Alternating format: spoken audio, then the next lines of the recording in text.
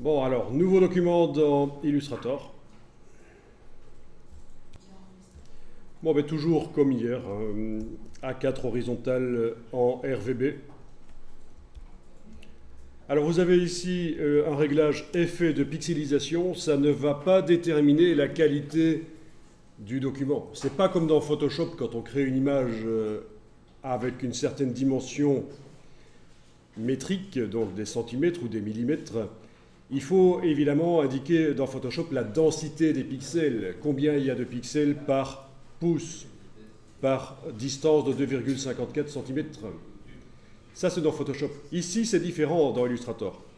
Les effets de pixelisation, ça indique simplement à quelle qualité les effets spéciaux seront montrés au moment où on les met dans Illustrator.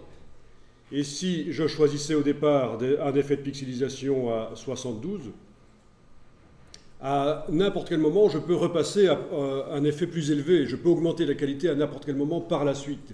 Donc ça, c'est la différence entre Illustrator et Photoshop.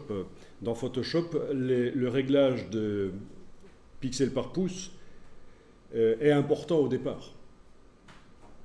À partir du moment où dans Photoshop, vous déterminez la dimension de l'image en métrique, évidemment.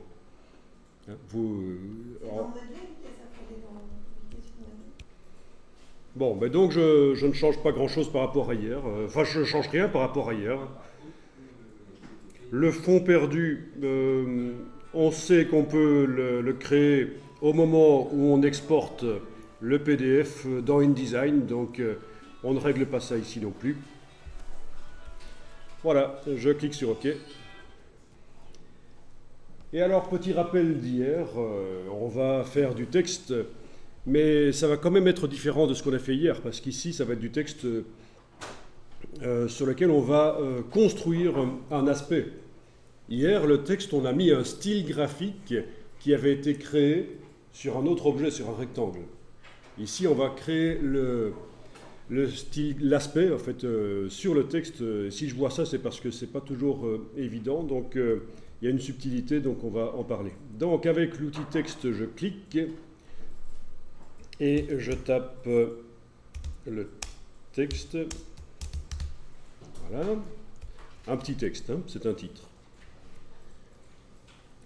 Avec l'outil de transformation manuelle, j'agrandis en enfonçant la touche majuscule.